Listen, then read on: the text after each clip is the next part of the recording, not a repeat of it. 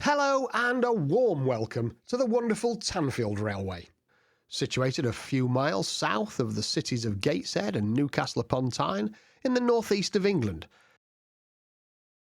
This heritage railway runs for 3 miles from East Tanfield station at its southern end up through beautiful countryside to Sunniside station at the northern terminus. And it boasts a truly superb motive power depot at Marley Hill, close to the intermediate station at Andrew's House. It's a very old railway, so old in fact it markets itself as the world's oldest working railway, though that's a claim also made by the Middleton Railway in Leeds. Either way, the Tanfield line can trace its history back to 1725, a whole century before the opening of the Stockton and Darlington. We're starting our journey at East Tanfield station, the southernmost terminus of the line. And whilst we're waiting for the train, we take the opportunity for a look round the carriage shed. In here, we find Robert Stevenson and Hawthorne number 21. This little 040 was built for the British Electric Authority and was one of the first locomotives to be steamed at Tanfield when the Heritage Railway began its life in 1973.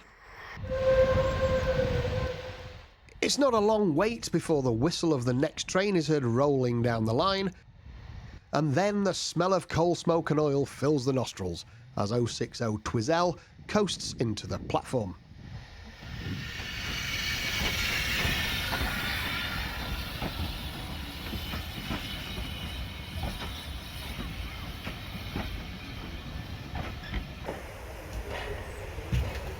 The train's coming.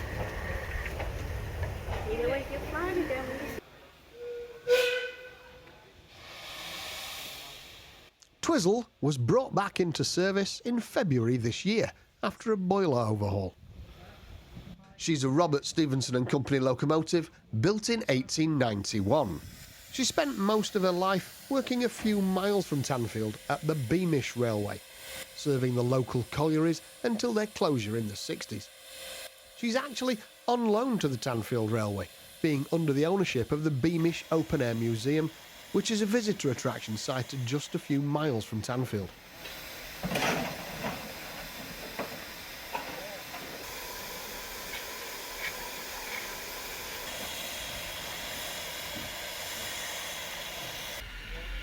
It's departure time, and the guard gives the right away.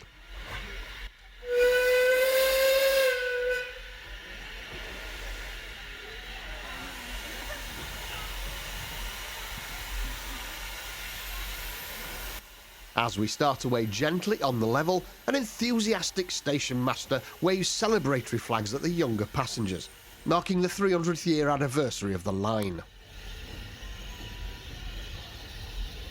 Once clear of the station throat, the train starts up the incline, and as the full weight of the coaches is felt by the engine, we can hear it working hard.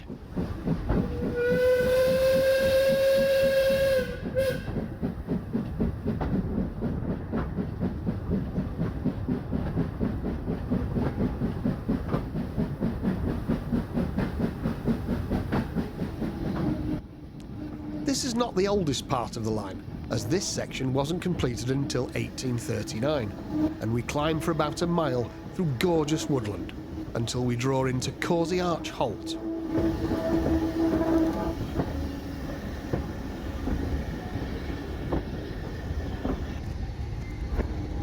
Causey Arch is where the original wagonway would have headed west over the impressive stone bridge that gives the station its name. The Causey Arch is the world's oldest surviving railway bridge. It was built in 1725 and at the time was the longest single-span bridge in the country. Over 900 horse-drawn wagons cross the arch each day from the collieries served by the Tanfield Railway, taking coal to the River Tyne. Once out of Causey Arch, we continue the climb through the woods.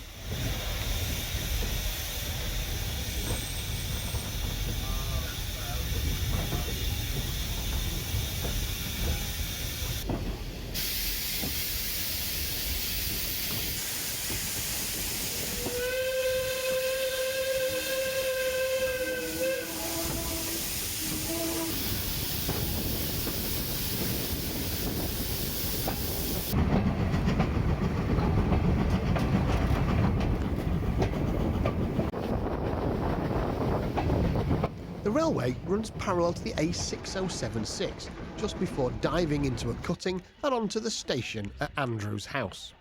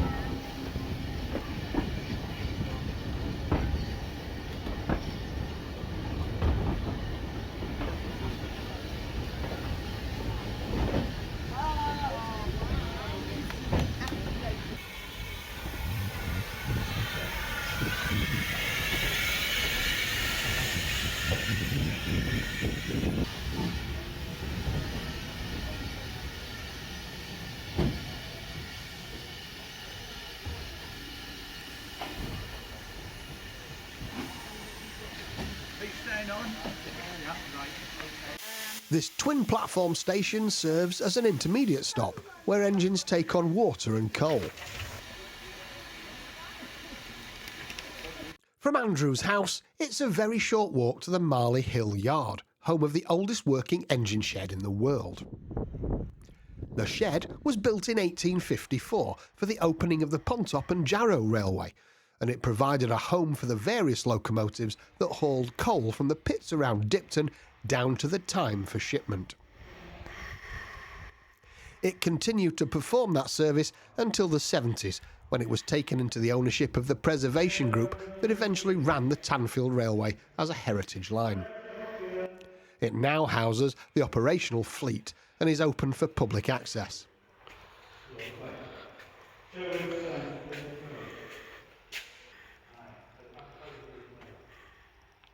The machine shop still has a shared power belt, and it's wonderful to breathe in the atmosphere of this unique environment. The carriage sheds, yard and restoration workshops are all worth a look, and the public are allowed access to most of it. Back at Andrews House, the fireman has raised steam to above working pressure and the safety valves are lifting in preparation for the final climb.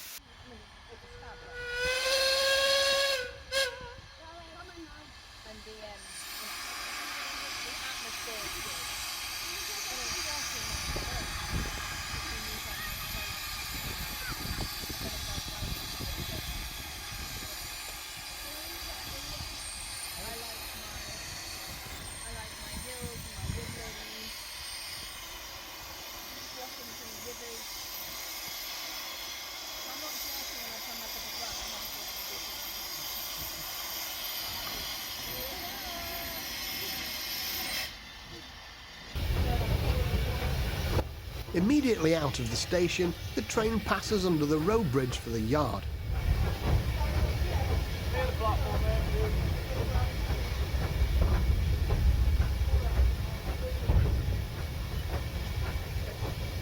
And just beyond that is Marley Hill signal box.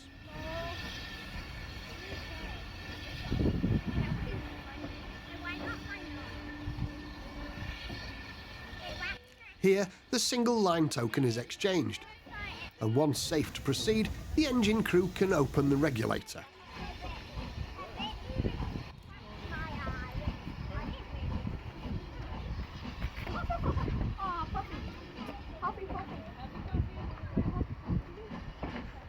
On the left is the entrance road to the yard and shed complex.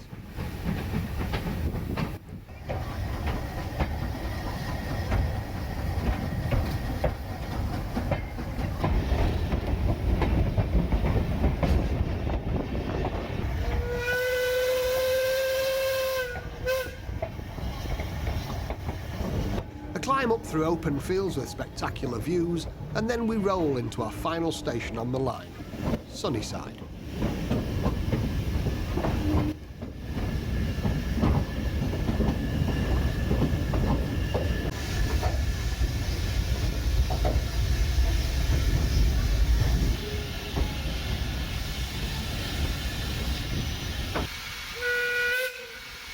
There are excellent photo opportunities from the line-side path, as the locomotive runs round the train for its journey home.